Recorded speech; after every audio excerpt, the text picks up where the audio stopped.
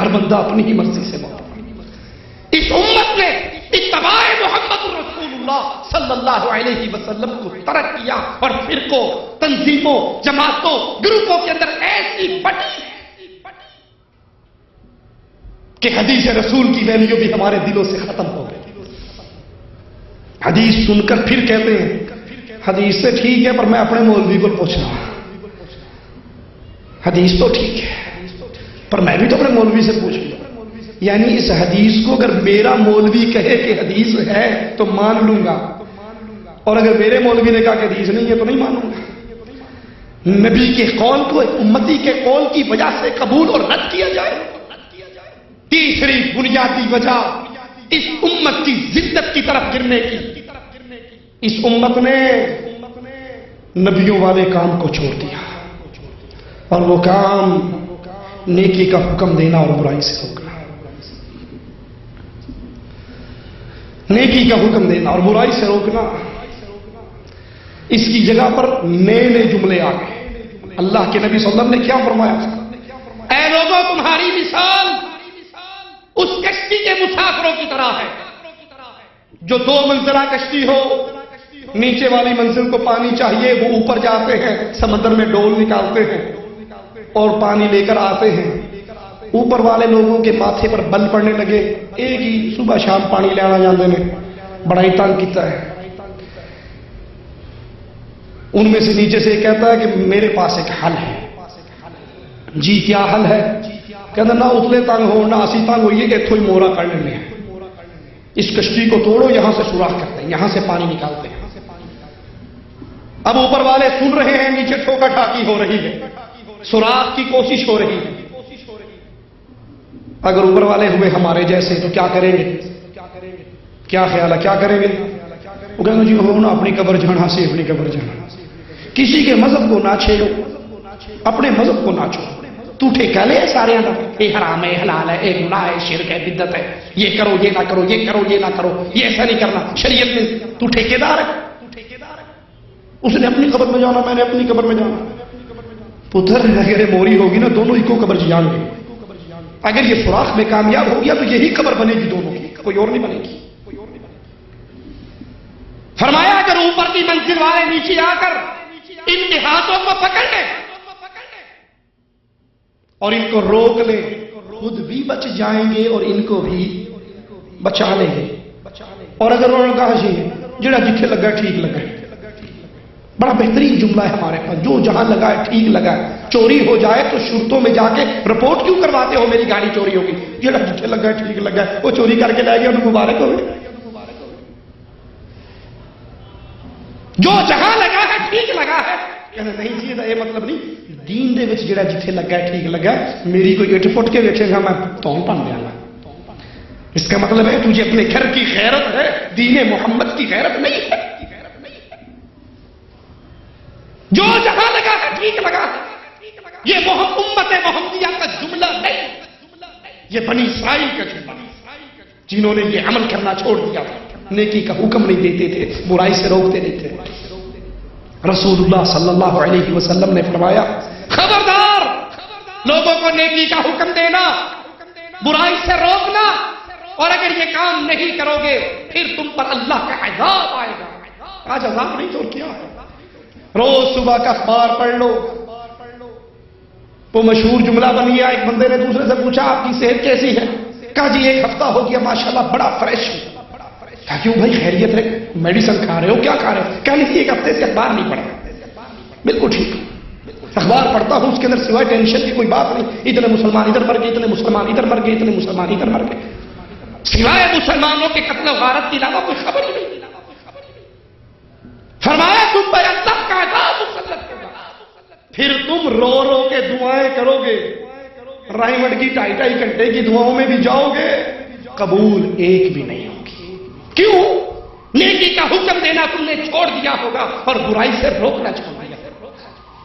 یاد کر لیجیے نیکی کے حکموں میں سب سے بڑی نیکی کیوں جی کون سی ہے؟ نماز پڑھنا، روزہ رکھنا، حج کرنا، جہاد کرنا، صدقہ دینا، خیرات دینا. سب سے بڑی نیکی کیا؟ سب سے بڑی نیکی یہ ہے یہ پیشانی جو غیر اللہ کے سامنے جھکی بھی اس کو اٹھا کر اللہ کے سامنے جھکا دیا۔ توحید کی دعوت کائنات کی نیکیوں میں سب سے بڑی نیکی، اور افسوس اکثریت توحید کے دعوے داروں سے بھی توحید کی دعوت چھوٹ گئی ہے۔ وہ کیوں چھوڑ چکے ہیں؟ مولوی صاحب تھوڑی گل تو ٹھیک ہے، شرک کی مذمت ہونی تو چاہیے، توحید کی دعوت ہونی تو چاہیے، لیکن خیال کرو الیکشن کا سیزن ہے اور میں ایم اے کی سیٹ کے لیے کھڑا ہوں، اور میرے سامنے جو مجمع ہے نا اس میں اکثریت بریلوی اور شیعوں کی ہے، اور اگر اس پہ میں نے کہہ دیا کہ اللہ ہی غوث اعظم ہے، اللہ ہی مشکل کشا ہے، اللہ ہی حاجت روا ہے، اللہ ہی داتا ہے، اللہ ہی غریب نواز ہے، اللہ بندہ نواز ہے، اللہ بندہ پرور ہے، اللہ اولاد دیتا ہے، ڈولے شاہ اولاد نہیں دیتا، اللہ وہ عجیب ذات ہے جو گنج بخش ہے، چاہے نبی کو نوازے، چاہے بلال کو نوازے، چاہے مسلمان کو نوازے، چاہے کافر کو نوازے۔ اگر یہ آواز کہہ دی مولوی صاحب میری سندوگڑی جو ووٹ کون پائے گا، مجھے ووٹ کہاں سے ملے گا؟ میں نے سینٹ کی کرسی لینی ہے، اور یہ سینٹ کی کرسی لینے کے لیے بالآخر حجویری کی قبر پہ داتا کمپلیکس بنانے والے مشرک کے ہاتھوں میں ہاتھ ڈالنا پڑے گا۔ یہ الیکشن کا سیزن ہے، متحدہ مجلس عمل کے پلیٹ فارم سے ہم نے 10 سیٹیں منظور کروائی ہیں۔ اب اس اتحاد کو برقرار رکھنے کے لیے ایک ہاتھ میں ساجد نقوی کا ہاتھ اور ایک ہاتھ میں نورانی کا ہاتھ لینا پڑے گا، ہماری مجبوری ہے۔ تسی کہڑے الیکشن کھلوتے ہو، تہاڈی کی مجبوری ہے؟ ساڈی تو مجبوری 2 لاکھ روپیہ پر اللہ کی توحید کے دعوے داروں کی زبان سے ہٹ گئی، ووٹوں کے لیے، الیکشن کے لیے۔ طارق جمیل صاحب مورا شریف کے دربار پہ گئے اور بریلویوں کے عرس کے موقع پہ پوری بریلویت بیان کی، یا ایوہ النبی کا ترجمہ کیا، اے غیب کی خبریں سنانے والے، اور نیچے سے نعرہ رسالت، نعرہ حیدری، یا علی مدد کی آوازیں، یا رسول اللہ مدد کی آوازیں، یا غوث اعظم مدد کی آوازیں لگے، اور طارق جمیل صاحب بیٹھے چپ کر کے سنتے رہے کہ اگر یہ کہہ دیا کہ یہ شرک ہے تو امت کا جوڑ ٹوٹ جائے گا۔ ہمیں جوڑ کی فکر ہے، ہم بھی کہتے ہیں جوڑ کرو، تھوکنا نہ کرو، ایلفی نہ کرو، مشرک شرک پہ باقی رہے، رب محمد کی قسم یہ جوڑ نہیں ہو سکتا۔ میرے شیخ کی قبر کو اللہ جنت کا باغ بنائے۔ عبداللہ بہاولپوری رحمۃ اللہ علیہ کمشنر نے بہاولپور میں پروگرام کروایا، سارے مولوی اکٹھے کروائے، کالے پیلے ساوے، اتحاد میں تقریریں ہوئی، آخری تقریر حافظ صاحب کی تھی، گلے ملوا دیا بریلویوں کو شیعوں سے، شیعوں کو دیوبندیوں سے، دیوبندیوں کے سب صلح کر لو، صفائی کر لو۔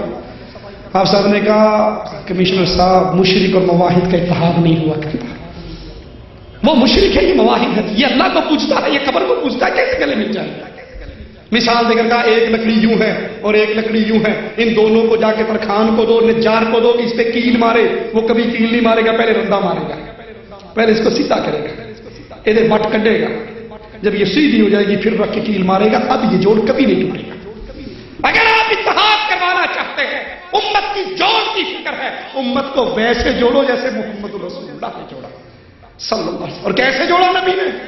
بدر کے میدان کے لیے جا رہے، ایک بڑا لڑاکا کمانڈر آ کر کہتا ہے میں بھی آپ کا ساتھ دینا چاہتا ہوں۔ ایک ہی سوال میرے امام نے کیا، میرے آقا نے کیا، میرے مرشد نے کیا، میرے نبی نے کیا، تو لا الہ الا اللہ کو مانتا ہے؟ اس نے کہا نہیں، میں لا الہ الا اللہ کو تو نہیں مانتا، میں تو لات و عزا کا پجاری ہوں، لیکن مظلوم کی مدد کے لیے آیا۔ فرمایا بھاگ جا، محمد مشرک سے مدد نہیں لیا کرتے، ووٹوں کے لیے، الیکشن کے لیے، جوڑ کے لیے، یا قربانی کی کھالوں کے لیے۔ اجی مولوی صاحب آخر چندہ بھی تو اکٹھا کرنا ہے، قربانی کی کھلنا بھی تو جوڑنی ہے، یہ سیزن ہے قربانی کی کھالوں کا، یہاں توحید کا آوازہ نہ لگاؤ، 3 دن کے اجتماع اٹینڈ کر لیجئے، آپ کو توحید کی دعوت نہیں ملے گی، نظر نہیں آئے گی۔ کیوں؟ چندہ لینا ہے، قربانی کی کھال اکٹھی کرنی ہے، توحید کی دعوت ان سے چھوٹ گئی۔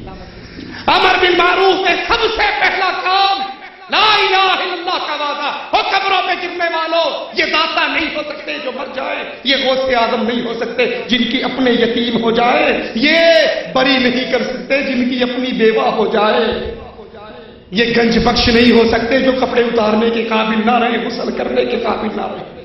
یہ توحید کی دعوت آج توحید کے دعوے داروں کی اسٹیج سے غائب ہے، کسی کو کوئی مصلحت ہے، کسی کو کوئی مسئلہ ہے، اور یہی ہماری ذلت کی وجہ ہے۔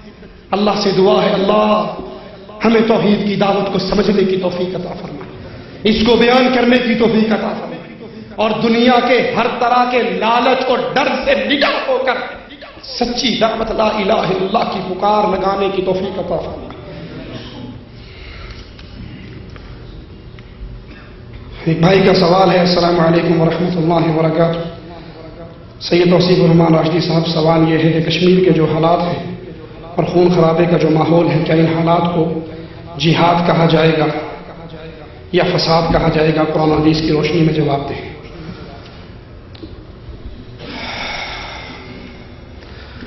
اگر کسی بھائی نے یہ بات سمجھنے کے لیے لکھی ہے تو اللہ ہم سب کو حق کہنے، سننے، سمجھنے اور عمل کرنے کی توفیق عطا فرمائے، اور اگر سمجھنے کے علاوہ کوئی اور اس کے پیچھے اس کا آپشن ہے تو اللہ میں ہر طرح کے فتنوں سے محفوظ رکھے۔ جہاد کے لیے صحیح مسلم کے اندر موجود رسول اللہ صلی اللہ علیہ وسلم کی ایک حدیث بیان کر کے اپنی بات ختم کرتا ہوں، تھوڑی سی اس کی وضاحت کر کے۔ آقا علیہ الصلوۃ والسلام سے جہاد کے موضوع پر سوالات ہوئے۔ ایک شخص مال کے لیے لڑتا ہے، ایک قوم قبیلے کے لیے لڑتا ہے، اور ایک مال غنیمت، وطن کی آزادی، زمین کا ٹکڑا۔ اللہ کے لیے جہاد کون کر رہا ہے؟ کون سا مجاہد فی سبیل اللہ ہے؟ تو رسول اللہ صلی اللہ علیہ وسلم نے فرمایا، من قاتل لتکون کلمۃ اللہ ہی العلیا فہو فی سبیل اللہ۔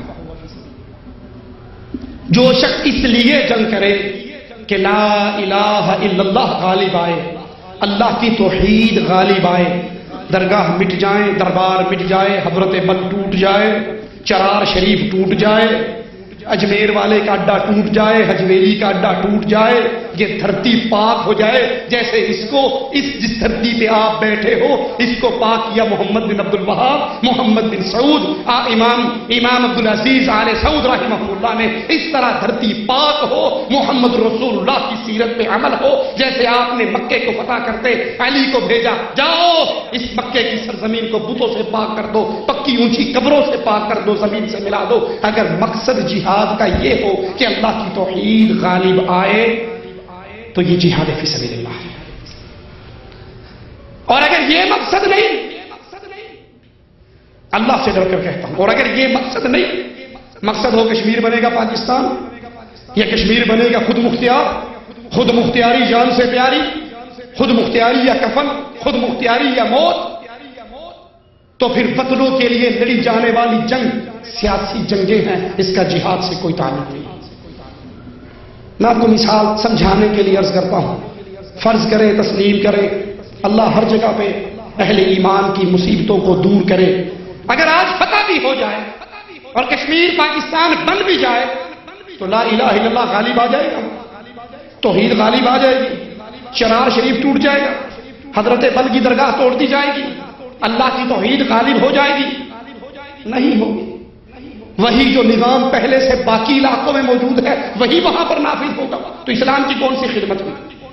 وطنوں کے لیے لڑی جانے والی جنگیں جہاد نہیں ہوا کرتی، یہ وطنوں کی لڑائی ہے، یہ سیاست کی لڑائی ہے، یہ ایجنسیوں کی لڑائی ہے۔ اور ہاں، اگر لڑائی کا مقصد یہ ہو ہم نے یہاں سے شرک کو مٹانا ہے، ہم نے یہاں پہ توحید کو غالب کرنا ہے، تو یہ جہاد فی سبیل اللہ ہے۔ اور اگر یہ مقصد ہو تو لڑنے والے مشرک ساتھ چل سکتے ہیں، لڑنے والا شیعہ ساتھ چلے گا، لڑنے والا قبر پرست ساتھ چلے گا، وطن پرست ساتھ چلے گا۔ اور ساری علاقوں کو آپ جا کر چیک کر لیں، اس میں شیعہ بھی لڑ رہا ہے، بریلوی بھی لڑ رہا ہے، وطن پرست بھی لڑ رہا ہے، کیمونسٹ بھی لڑ رہا ہے، لبریشن فرنٹ والا بھی لڑ رہا ہے، البرق والا بھی لڑ رہا ہے، یہ سارے لڑ رہے ہیں، جن اور سارے اپنی لڑائی کے نقطے پر متفق ہیں۔ آپ اس میں دونوں کے ہاتھ ملے ہوئے ہیں، تو یہ واضح دلیل ہے کہ ان کا مقصد اللہ کی توحید کو غالب کرنا نہیں ہے۔ اگر اللہ کی توحید کو غالب کرنا ہوتا تو کبھی مشرک کے ہاتھوں میں ہاتھ نہ دیتے۔ اللہ سے دعا ہے اللہ ہمیں صحیح فہم عطا فرمائے، اس کے اوپر زندگی گزارنے کی توفیق عطا فرمائے۔ اقول قولی ھذا واستغفر اللہ لی ولکم ولسائر المسلمین فاستغفروہ انہ هو الغفور الرحیم۔